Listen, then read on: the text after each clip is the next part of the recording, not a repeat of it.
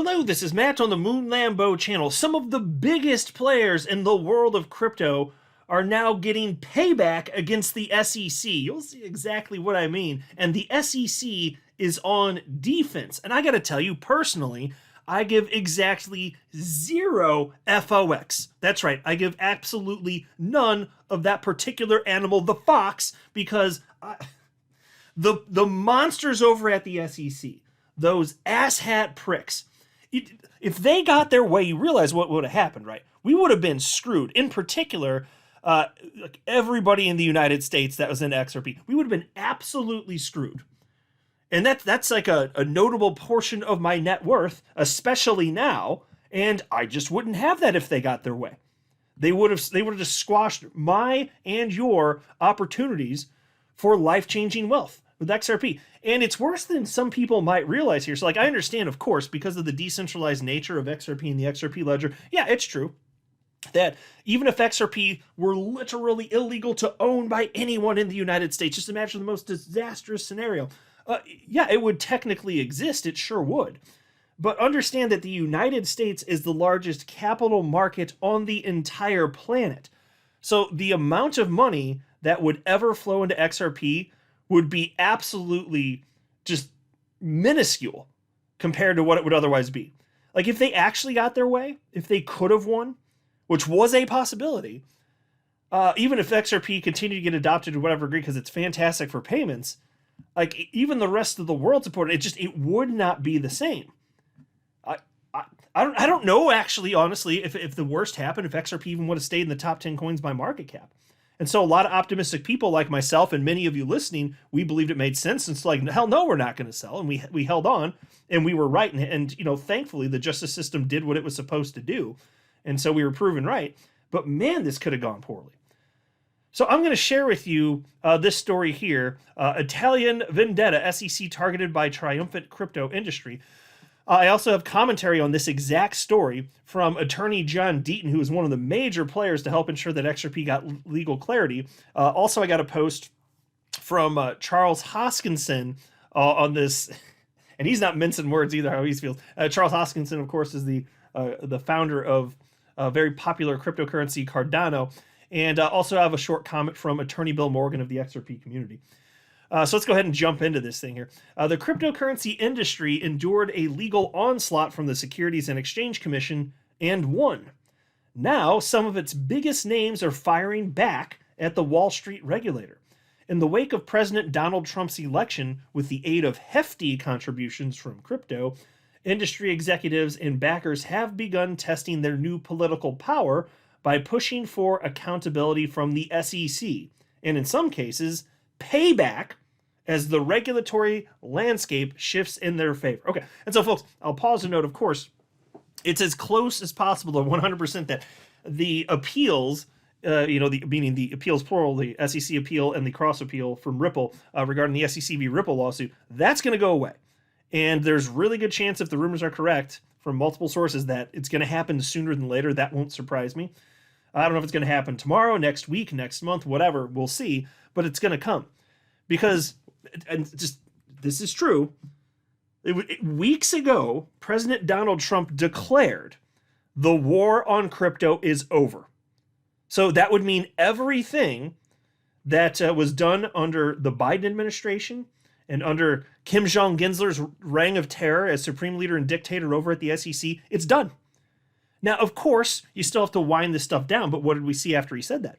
After Trump said the war on crypto is over, what have we seen? We've seen investigations end. We've seen lawsuits just completely halted, ripped up. They're done. They're done. So there are some lawsuits. You can't do it all in one day. There's still some things that need to get sewn up here. Just give it enough time, though. So it is indeed going to happen, right? So that's fantastic to see. But what about all the people that made this happen, right? A lot of them are still there. I say it's time to clean house, personally. But yeah, so I don't blame any of these major players in crypto for taking a harsh approach here, because it would have been us buried 6 feet under if they had gotten their way. And they wouldn't have given a damn. They'd dance on our graves. I think that might have been even what Charles Hoskinson said. Anyway, More on that in a second, but let's proceed with this piece here. Coinbase CEO Brian Armstrong and Ripple's top lawyer, Stuart Alderati, are calling on the industry to shun law firms that hire SEC employees who were involved in the crackdown. That gets a golf clap right there. Chilling the job market for staff exiting the agency. Folks, I give zero FOX. I have no sympathy for any of these asshat pricks. If they were going with this agenda under Biden and Gensler, screw them. I have zero sympathy for any of them. Piece continues. Coinbase also pressed the SEC for information on how much money it spent investigating crypto companies under former chair Gary Gensler and billionaires Cameron and Tyler Winklevoss, the Trump-supporting twins behind crypto company Gemini, want the agency to fire the investigators who worked on their case and to call them out on its website. Oh my God, folks. Yup. Absolutely yes. And if you think that sounds a little too harsh, well, I'm going to actually circle back to that idea because I think I can't remember if John Deaton highlighted that in his post, but Charles Hoskinson absolutely did. But again, I have no sympathy. I'm imagining most, if not all of you, are not going to feel sympathy for these people. If they were actually pushing this crap, I understand that there's some people at the SEC right now who may be good people who weren't actively pushing this. Maybe they have an unrelated role. Okay. All right, fine. Under this new leadership, and if they had nothing to do with it, okay, fine. But these people that were actually pushing this, no. Anyway, piece continues. Crypto needs rules, not because investors lack protection, but because builders and companies lack protection. We need a firewall against federal regulatory attacks, Cameron Winklevoss wrote on X. The enemy is inside the system. That was his quote. Spot on. And so attorney John Deaton, he shared that story, and also his crypto law organization shared that story as well. And here's what he had to say about this. And this is crucial. Like, I love hearing from John on this because he's one of the major players and one of the, just an absolutely huge reason that we got the outcome that we did in the SEC v. Ripple case. And I am not convinced that Judge Torres would have gone out of her way to declare specifically that XRP was not a security, even if she didn't declare that it was, because she wasn't asked to do that. That wasn't one of the things she was technically ruling on. She went above and beyond to declare that to protect people because it was the right thing to do here. I just don't think that she would have been likely to do that at all, if not for Attorney Deaton, because Attorney Deaton represented over 75,000 XRP holders, and thousands of them signed sworn affidavits declaring all sorts of things about why they purchased XRP and having nothing to do with Ripple, harm that it would have caused, all that type of stuff. And Judge Torres, in her ruling, cited those sworn affidavits. That happened because of Attorney Deaton. So anyway, here's what he had to say about this.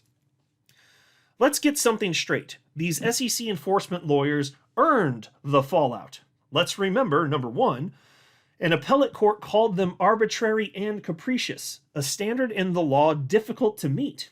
When a court says an agency was arbitrary and capricious, it's because no valid argument can be made to justify the conduct. And folks, that is absolutely true. And in the Ripple case, specifically, my favorite part was when Magistrate Judge Sarah Knepper said that the SEC attorneys lack a faithful allegiance to the law. That was my favorite smackdown in the whole thing. It was just fantastic. She rightly called them out. I was like, ooh, that's harsh. And that was good omen right there, I'd say. Anyway, number two, a federal judge stated the lawyers at the SEC. Did I read that word? A federal judge stated the lawyers at the SEC and are so transactional, they'll say whatever they think they need to say in order to win the argument at hand, even if what they're currently saying is completely opposite of what they said 6 months ago in the same case. The judge in the Ripple case called them hypocrites who lacked good faith. The judge in writing said SEC lawyers lacked faithful allegiance to the law. And that's what I was just referencing a second ago. I didn't remember that he put this in. I read this a few hours ago, so I forgot that he did include that.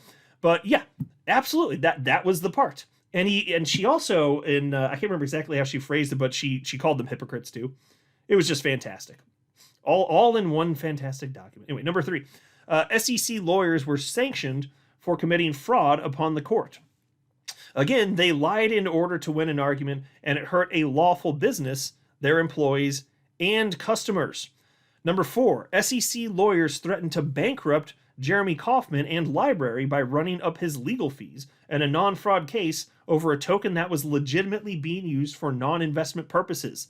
The SEC then proceeded to bankrupt library. Now, folks, that's particularly disgusting. Now, mind you, the reason that they attacked library is because Jeremy Kauffman, he did what the SEC said you to do. Come in and register, have a talk with us, right? So he came in there thinking that they're going to operate in good faith. And then what happened was he gave them all the ammo that they needed to get their investigation going against them. There wouldn't have been, in all likelihood, an investigation against library if not for the fact that Jeremy Kauffman was proactive to try and do things the right way. That's what happened.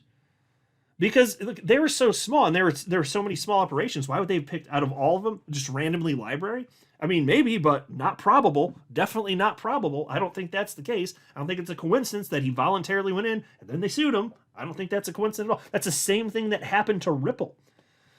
And so it's just kind of frustrating to recognize that if he had just, not been proactive and just had decided to bide his time, library, they'd still be around today. It's just unfortunate. Number 5, they did the same to Joe Dragon and Dragon Chain, except Dragon Chain was able to hold out until the election and is awaiting its case to be dismissed. 6, look what they did to Kraken. I could go on and on. These lawyers don't get to hide behind Gensler made me do it. They've earned it, period. Golf clap for that one. Hell yeah. I give 0 FOX. I have none of that particular animal to give. Don't give a damn. No sympathy. Suck it, SEC losers. You little ass-hat pricks. Here's what Charles Hoskinson had to say. So the SEC goes after our industry, makes us all criminals, brutally sues everyone from the largest firms to the smallest projects, costs the industry hundreds of millions of dollars in legal fees, erases hundreds of billions in market caps, then cries foul when the industry strikes back? This is the evil of unelected career federal employees. They take no accountability for the profound harm they inflict upon others and then play the victim when they get stung from the fallout. When someone asks you to do something wrong, you resign. You don't blindly follow orders. You're not getting jobs now because you lack moral character. We will never forget or forgive as an industry because we know what would have happened if the other side won. They would have danced on the bankrupt graves of all our projects and used it to gain promotions and higher office. That one gets a golf clap too. Spot on. 0 FOX given. None of that particular animal to give. I'm fresh out of those FOX things. But can you blame us? I mean, you're part of this too, so it's just like, yeah, And so many of you listening, you were here for the last several years and had to go through this with the Ripple lawsuit, XRP getting attacked, the whole 9 yards. I just have absolutely zero sympathy for these people. They shouldn't have done it. It was wrong. And to think, if this election had gone a different way and Harris had won, it would have been more of this crap. It would have been more attacks, more harm in our net worth, all that jazz. I'm so glad that didn't happen. Here's a post from attorney Bill Morgan. Just a brief one. He said, the SEC deserves every bit of hostility towards it the global crypto community can muster, and then more.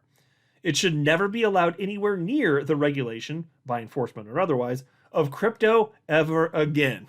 Give you a clap on that one too. A little golf clap there. Correct. I completely agree. Oh, I'm so thankful this went the way it did.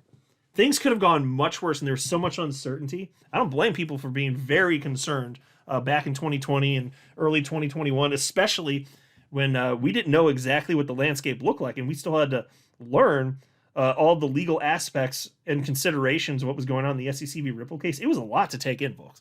It was a lot. I read every single brief and covered about 100% of them on my channel over the span of all those years. It was a lot. It was a lot for the entire community to take in, and then the stress associated with it for everybody. But here we are. And now we gonna get ours. Suck it, SEC. Sucks to suck, right, bitch? I'm not a financial advisor. You should not buy or sell anything because of anything I say, all right? That would be a very, very, very bad idea. Until next time, to the moon, Lambo.